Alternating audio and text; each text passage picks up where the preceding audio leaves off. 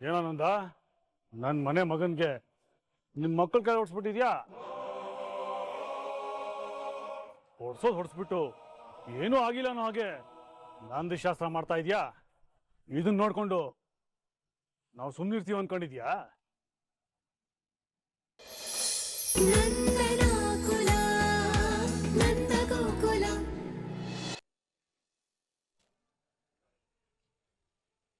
Doctor ಏನಂದ್ರು? ಎಷ್ಟು ದಿನ ಬೇಕು ಇದು ಹುಷಾರಾಗಕ್ಕೆ? ಮಿನಿಮಮ್ ಅಂದ್ರೂ 3 ವಾರ ರೆಸ್ಟ್ ಬೇಕಂತೆಪ್ಪ. 3 ವಾರನಾ? ಅಲ್ಲ, ಮದ್ವೆ ಬೇರೆ ಇದೆ. ಇಂಥ ಟೈಮಲ್ಲಿ ಹೀಗಾಗೋಯ್ತಲ್ಲ. ನಂದಣ್ಣ, ನನ್ಗೆ ಯಾಕೋ ಇದು ಸರಿ ಕಾಣಿಸ್ತಿಲ್ಲ. ಮದ್ವೆ ನಿಶ್ಚಯ ಆಗ್ತಿದ್ದಂಗೆ ಮಧುಮಗನ್ಗೆ ಹಿಂಗಾಗಿದೆಯಲ್ಲ. ಮಾಧವನ್ನ ನಾವ್ ಎಷ್ಟು ವರ್ಷದಿಂದ ನೋಡ್ತಾ ಇದೀವಿ ನಂದಣ್ಣ. ತಾನಾಯ್ತು, ತನ್ ಪಾಡಾಯ್ತು, ಯಾರ ತಂಟೆಗೂ ಹೋದವನೇ ಅಲ್ಲ ಅವನು. ಪಾಪ ಅಂತ ಹುಡುಗನ್ಗೆ ಹೀಗಾಗಿದೆ ಅಂದ್ರೆ ಇದು ಯೋಚನೆ ಮಾಡ್ಬೇಕಾರ ವಿಷಯ ಅಲ್ವಾ ನಂದಣ್ಣ? ನಂಗ್ಯಾಕೋ ಇದು ಅಪಶಕನ ಅನಿಸ್ತಿದೆ.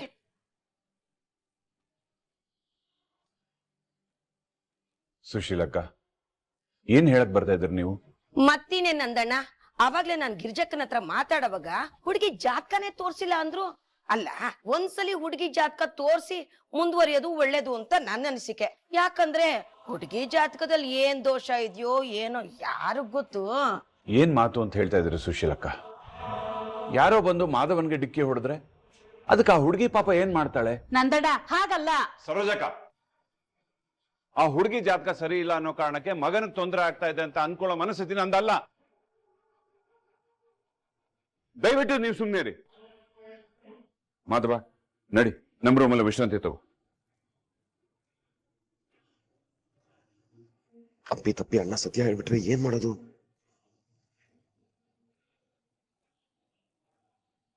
ಅಪ್ಪ, ನನ್ನಿಂದ ಏನಾದ್ರೂ ತಪ್ಪಾಗಿದ್ರೆ ಸಾರಿ ಅಪ್ಪ. ಮಾಧವ, ನೀನ್ ಯಾಕೋ ಕ್ಷಮೆ ಕೇಳ್ತೀಯ? ಇದ್ರಲ್ಲಿ ನಿಂದೇನೋ ತಪ್ಪಿದೆ, ಯಾರೋ ಮಾಡಿದ್ದಲ್ವಾ. ಏನೇನು ಯೋಚನೆ ಮಾಡಬೇಡ, ಬಾ.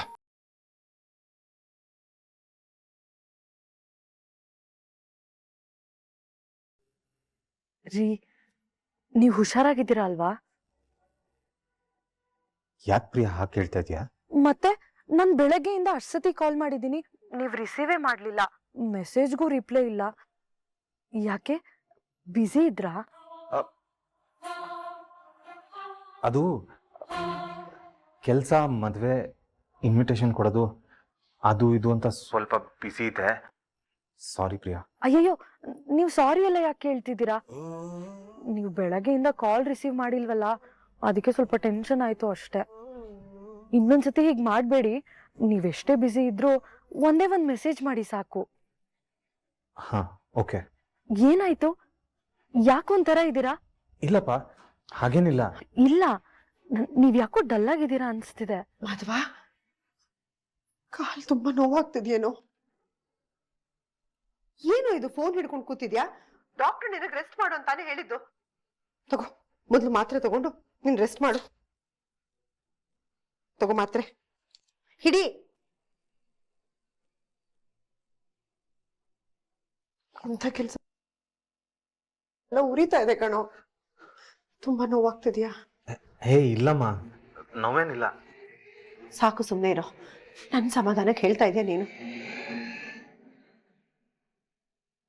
ಸರಿ, ನೀನ್ ಬೇಗ ಮಲ್ಕೋ. ಏನಾದ್ರೂ ಬೇಕಿದ್ರೆ ಕೇಳು. ಹಾಗೆ ನಾನು, ರಕ್ಷಾ, ಅಪ್ಪ ಎಲ್ಲ ಇಲ್ಲೇ ಹಾಲಲ್ಲಿ ಮಲ್ಕೋತೀವಿ. ನೀನ್ ಇವತ್ತಿಲ್ಲೇ ಮಲ್ಕೋ. ಅಮ್ಮ, ಯಾಕಮ್ಮ? ಆರಾಮಾಗಿ ಮಲ್ಕೋ, ಸರಿನಾ? ಆಯ್ತು. ಹಲೋ ರೀ, ಹಲೋ. ಹಲೋ, ಏನಾಯ್ತು ನಿಮ್ಗೆ? ನಿಮ್ ಕಾಲಿಗೆ ಏನಾಯ್ತು? ಅಯ್ಯೋ, ಏನೂ ಇಲ್ಲ. ಸುಳ್ಳು ಹೇಳ್ಬೇಡಿ ನೀವು. ನಿಮ್ಮಮ್ಮ ಮಾತಾಡಿದ್ ನನಗ್ ಕೇಳಿಸ್ತು. ಕಾಲ್ ನೋವ್ತಿದ್ಯಾ ಅಂತ ಕೇಳಿದ್ರು, ಮಾತ್ರೆ ತಗೋ ಅಂದ್ರು, ಅನಾಹುತ ಅಂತೆಲ್ಲ ಅಂದ್ರು. ಹೇಳಿ, ಏನಾಗಿದೆ ನಿಮ್ಗೆ? ಪ್ರಿಯಾ, ಅದು ಕಾಲ್ ಸ್ವಲ್ಪ ಉಳ್ಕಿದೆ ಅಷ್ಟೇ. ಇಲ್ಲ, ನೀವ್ ಸುಳ್ಳು ಹೇಳ್ತಿದ್ದೀರಾ. ನೀವ್ ನಿಜ ಹೇಳಿಲ್ಲ ಅಂದ್ರೆ ನನ್ ಮೇಲೆ ಆಣೆ ಪ್ರಿಯಾ, ಅದು ಇವತ್ತೊಂದು ಚಿಕ್ಕ ಆಕ್ಸಿಡೆಂಟ್ ಆಯಿತು. ಆಕ್ಸಿಡೆಂಟಾ? ನೋಡು, ನೀನೇನು ಗಾಬರಿ ಆಗ್ಬೇಡ. ಸಣ್ಣದಾಗ ಒಂದು ಪೆಟ್ಟು ಬಿದ್ದಿದೆ, ಮೈನರ್ ಫ್ರಾಕ್ಚರ್ ಅಂತೆ. ಒಂದು 3 ವಾರ ರೆಸ್ಟ್ ಮಾಡಿದ್ರೆಲ್ಲ ಸರಿ ಹೋಗುತ್ತೆ ಅಂತ ಡಾಕ್ಟರ್ ಹೇಳಿದ್ದಾರೆ ಅಷ್ಟೇ, ಮತ್ತೇನೂ ಇಲ್ಲ. ನೀನ್ ಹೆದರ್ಬೇಡ. ಇಷ್ಟು ದೊಡ್ಡ ವಿಷಯ ನನ್ನ ಹತ್ರ ಹೇಳ್ದೆ ಮುಚ್ಚಿಡ್ಬೇಕು ಅಂತಿದ್ದೀರಾ ನೀವು? Hello hello Priya. Hello hello. ಛೇ, ಇದೇ ಟೈಮ್ಗೆ ನೆಟ್ವರ್ಕ್ ಪ್ರಾಬ್ಲಮ್ ಆಗ್ಬೇಕಾ? ಪಾಪ ಪ್ರಿಯಾ ಎಷ್ಟು ಟೆನ್ಷನ್ ಮಾಡ್ಕೊಂಡಿರ್ತಾಳೋ ಏನು.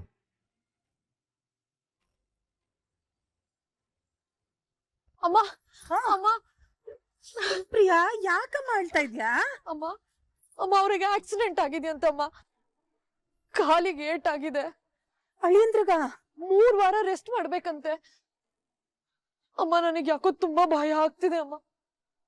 ಅವ್ರು ನನ್ನ ಹತ್ರ ವಿಷಯ ಹೇಳಕ್ ರೆಡಿನೇ ಇರ್ಲಿಲ್ಲ ಗೊತ್ತಾ. ನಾನು ಅವ್ರ ಹತ್ರ ಆಣೆ ಮಾಡಿಸ್ಕೊಂಡು ಹೇಳಿ ಹೇಳಿ ಅಂದ್ಮೇಲೆ ಹೇಳಿದ್ರು ಅಮ್ಮ. ಅಮ್ಮ, ನನಗವ್ರು ನೋಡ್ಬೇಕು ಅನಿಸ್ತಿದೆ ಅಮ್ಮ. ಅಮ್ಮ ಬಾ ಅಮ್ಮ, ಹೋಗ್ಬರೋಣ. ಈಗ್ಲಾ? ಹ್ಞೂ ಅಮ್ಮ. ಮಗಳೇ, ನೀನ್ ಈಗ ಅವ್ರ ಮನೆಗೆ ಹೋಗೋದು ಸರಿ ಇಲ್ಲ ಕಣೆ. ಶಾಸ್ತ್ರೋಕ್ತವಾಗಿ ಮದ್ವೆ ಮಾಡ್ಕೊಂಡು ಅವರೇ ನಿನ್ನ ಕರ್ಕೊಂಡ್ ಹೋಗಿ ಸೇರೋದ್ಸಿ ಮನೆ ತುಂಬಿಸ್ಕೋತಾರೆ. ಆಗ್ಲೇ ನೀನ್ ಹೋಗಕ್ ಆಗೋದು. ನೋಡು, ನಾನ್ ಬೀಗ್ರ ಹತ್ರ ಮಾತಾಡಿ ಅಳಿಯಂದ್ರ ಹೇಗಿದ್ದಾರೆ ಅಂತ ವಿಚಾರಿಸ್ಕೋತೀನಿ. ನೀನೇನು ಯೋಚನೆ ಮಾಡ್ಬೇಡ. ಆದ್ರೆ ನಾವಲ್ಲಿ ಹೋಗಕ್ ಆಗಲ್ಲ ಮಗಳೇ. ಅಲ್ಲಮ್ಮ, ಅಮ್ಮ ಅವರು ಅಳಿಯಂದ್ರಿಗೆ ಏನು ಆಗಿರಲ್ಲಮ್ಮ. ನೀನ್ ಅವ್ರ ಜೊತೆ ಮಾತಾಡಿದೆ ತಾನೆ? ನನ್ಗೇನು ಆಗಿಲ್ಲ, ಹುಷಾರಾಗಿದ್ದೀನಿ ಅಂತ ಹೇಳಿದ್ರು ತಾನೆ? ಹ್ಞೂ ಅಮ್ಮ.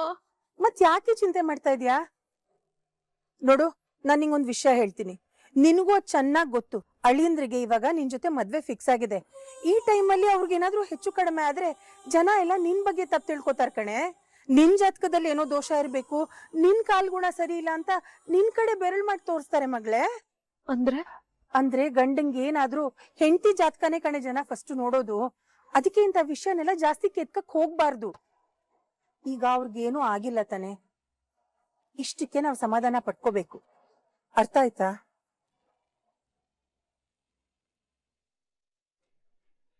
ಇವ್ರ ಮೇಲೆ ಸೂರ್ಯಕಾಂತ್ ಮತ್ತೆ ಚಂದ್ರಕಾಂತ್ ಕಂಪ್ಲೇಂಟ್ ಕೊಟ್ಟಿದ್ದಾರೆ ಮೇಡಮ್. ಏನಂತ ಏನಂತ ಕಂಪ್ಲೇಂಟ್ ಕೊಟ್ಟ ಸೂರ್ಯಕಾಂತ? ಏನು ತಪ್ಪು ಮಾಡದಿರೋ ನನ್ನ ಮಕ್ಕಳ ಮೇಲೆ ಸುಳ್ಳು ಕಂಪ್ಲೇಂಟ್ ಕೊಟ್ಟಿದ್ದಾನೆ. ತಪ್ಪು ಮಾಹಿತಿ ಸರ್ ಇದು. ಸರ್, ನಮ್ಮನೇಲಿ ಮದುವೆ ಕಾರ್ಯ ನಡೀತಾ ಇದೆ, ನಾಂದಿ ಶಾಸ್ತ್ರ ನಡೀತಾ ಇದೆ ಸರ್. ದಯವಿಟ್ಟು ಹಾಗೆಲ್ಲ ತೊಂದರೆ ಕೊಡಬೇಡಿ. ನೋಡಿ ಸರ್, ನೀವು ನಮ್ಮನ್ನ ಏನ್ ಅನ್ಕೊಂಡಿದ್ದೀರಾ? ನಮಗೆ ಕಂಪ್ಲೇಂಟ್ ಬಂದಿರೋದಕ್ಕೆ ನಾವ್ ಇಲ್ಲಿಗೆ ಬಂದಿರೋದು. ಹಾಗೂ ನಿಮ್ಗೆ ಅನುಮಾನ ಇದ್ರೆ ನಿಮ್ ಮಕ್ಕಳನ್ನ ಕೇಳಿ, ಇದು ಸತ್ಯನ ಸುಳ್ಳ ಅಂತ ಅವರೇ ಹೇಳ್ತಾರೆ.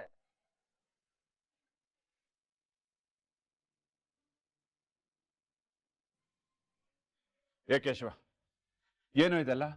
ಶ್ರೀಕಂಠನ್ ಮೇಲೆ ನೀವು ಕೈ ಮಾಡಿದ್ರ? ಇಲ್ಲ ಅಂತ ಹೇಳೋ, ಮಾಡಿಲ್ಲ ಅಂತ ಹೇಳೋ. ಏಯ್, ನೀನೇನಾದ್ರೂ ಮಾಡ್ತೇನೋ? ನಿಜ ಹೇಳೋ. ನಿನ್ನಿಂದ ಈಗ ಮದುವೆ ನಿಂತೋಗುತ್ತೆ. ಪೊಲೀಸ್ನವ್ರು ಬಂದಿದ್ದಾರೆ ಕಣೋ ಅರೆಸ್ಟ್ ಮಾಡಕ್ಕೆ.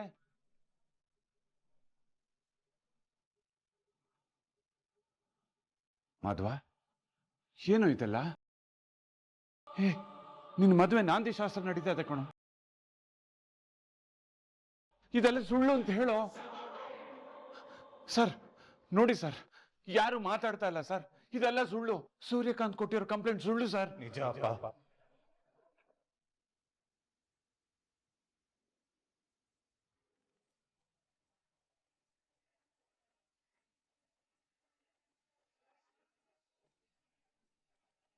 ನಂದ ಅವ್ರೆ, ಈಗ್ಲಾದ್ರೂ ಗೊತ್ತಾಯ್ತಲ್ವಾ ನಿಮ್ ಮಕ್ಕಳೇ ತಪ್ಪು ಮಾಡಿರೋದು ಅಂತ. ನಮ್ಗೆ ನಮ್ ಡ್ಯೂಟಿ ಮಾಡೋದಕ್ ಬಿಡಿ. ಏನೇ ಮಾತಾಡಿದ್ರು ಸ್ಟೇಷನ್ಗೆ ಬನ್ನಿ. ರೈ, ಕರ್ಕೊಡ್ರಿ ಅವ್ರನ್ನ. 1 ನಿಮಿಷ sir.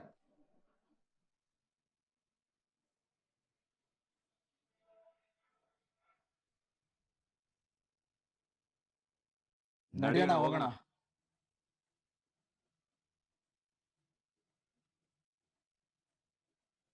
Sir sir please sir, arrest ಮಾಡಬೇಡಿ ಸರ್. ಸರ್, ನನ್ನ ಮಕ್ಳು ಏನು ತಪ್ಪು ಮಾಡಿಲ್ಲ ಸರ್. ಸರ್ ಸರ್ ಬಿಟ್ಬಿಡಿ ಸರ್.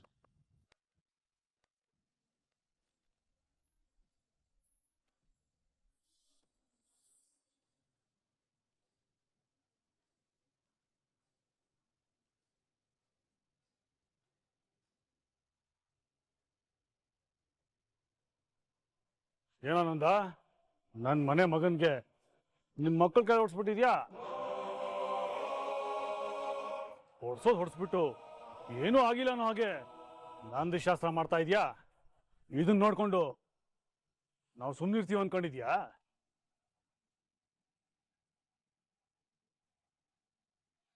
ನಿನ್ನೆ ನಮ್ಮ ಶ್ರೀಕಂಠನ್ಗೆ ನಿನ್ನ ಮಕ್ಕಳು ಹೊಡೆದ್ರು ಅಂತ ಗೊತ್ತಾಗ್ತಿದ್ದ ಹಾಗೆ ಒಂದು ನಿನ್ನ ಮಕ್ಕಳಿಗೆ ಗ್ರಾಚಾರ ಬಿಡಿಸ್ಬೇಕು ಅನ್ಕೊಂಡೆ. ಆದ್ರೆ ನಾವುಗಳು ನಿಮ್ಗೆ ಹೊಡಿಯೋದು ಹೆಚ್ಚು ಅಂದ್ರೆ ನಿಮ್ಗೆ ಗಾಯ ಆಗುತ್ತೆ. ಆದ್ರೆ ಅದು ಕೆಲವು ದಿವಸಗಳಲ್ಲೇ ಮರ್ತು ಹೋಗುತ್ತೆ. ಆದ್ರೆ ಈಗ ನಾವು ನಿನಗೆ ಕೊಡ್ತಾ ಇರೋ ಗಾಯ ಜೀವನ ಪರ್ಯಂತ ವಾಸಿ ಆಗಲ್ಲ. ನಿನ್ನ ಮಗನ ಮದುವೆ ನಿಲ್ಲಿಸಿ ನಾವು ಕೊಡ್ತಿರೋ ನೋವು ನಿನ್ನ ಕಾಡ್ತಾನೆ ಇರುತ್ತೆ. ಇನ್ಮೇಲೆ ಅದೇಗ್ ಮದುವೆ ಮಾಡ್ತೀನಿ ನಾನು ನೋಡ್ತೀನಿ. ಮಾಡು. ಏಯ್, ನಮ್ಮ ಅಪ್ಪನ ಮುಂದೆ ನಿಂತು ಮಾತಾಡೋ ಯೋಗ್ಯತೆನೂ ಇಲ್ಲ ನಿಮ್ಗೆ. ನಿಜ ಹೇಳ್ಬೇಕಂದ್ರೆ ಆ ಶ್ರೀಕಂಠನೇ ನಮ್ಮ ಅಪ್ಪನ ಮೇಲೆ ಕೈ ಮಾಡಿದ್ದು. ಹಾಗೆ ನೋಡಿದ್ರೆ ನಮ್ಮ ಅಪ್ಪನೇ ಅವನ ಮೇಲೆ ಕಂಪ್ಲೇಂಟ್ ಹಾಕ್ಬೇಕು.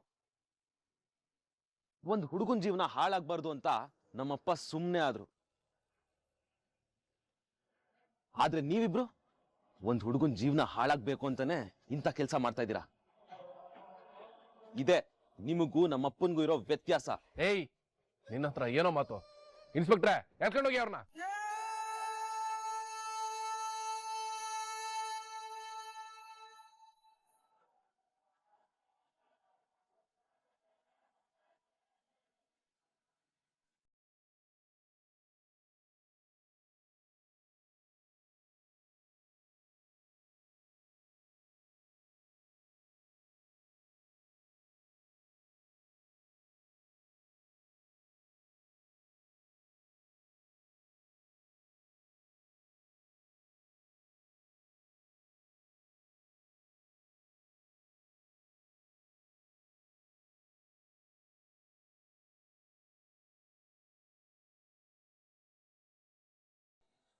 ಏಯ್ ನಂದ, ಯಾಕೋ ಸುಮ್ಮನೆ ಆಗ್ಬಿಟ್ಟೆ?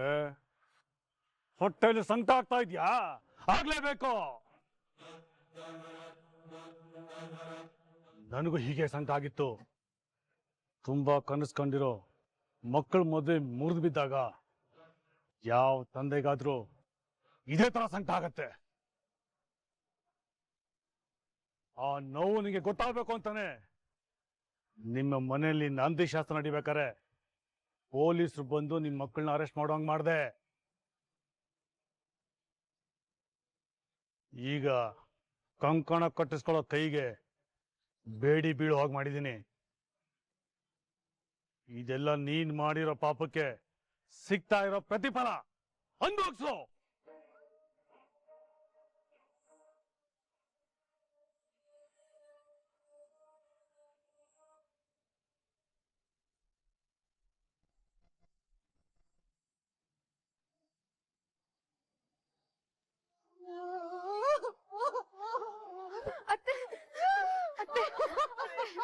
ಸಮಾಧಾನ ಮಾಡ್ಕೊಳ್ಳಿ ಅತ್ತೆ.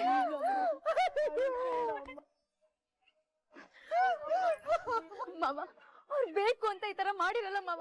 ನಿಮ್ಮೇಲಿರೋ ಪ್ರೀತಿಗೆ ಶ್ರೀಕಂಠನ್ ಮೇಲೆ ಕೈ ಮಾಡಿದ್ದಾರೆ. ಏನೂ ಆಗಲ್ಲ ಮಾವ, ನೀವ್ ಚಿಂತೆ ಮಾಡ್ಬೇಡಿ. ನಾ ಸ್ಟೇಷನ್ಗೆ ಹೋಗಿ ಅವ್ರನ್ನ ಬಿಡ್ಸ್ಕೊಂಡ್ ಬರೋಣ. ಬನ್ನಿ ಮಾವ. ಅಕ್ಕ, ನಾನು ಬರ್ತೀನಕ್ಕ. ರಕ್ಷಾ, ಧನ್ಯಕ್ಕ, ಅತ್ತೆ ಹುಷಾರು. ನಾ ಸ್ಟೇಷನ್ಗೆ ಹೋಗಿ ಬಿಡ್ಸ್ಕೊಂಡ್ ಬರ್ತೀನಿ. ಮಾವ ಬನ್ನಿ ಮಾವ, ಬನ್ನಿ ಮಾವ. ಅತ್ತೆ ಅಳ್ಬೇಡಿ ಅತ್ತೆ, ನಾವ್ ಅವ್ರನ್ನ ಬಿಡ್ಸ್ಕೊಂಡ್ ಬರ್ತೀವಿ. ನೀವ್ ಸಮಾಧಾನ ಮಾಡ್ಕೊಳ್ಳಿ.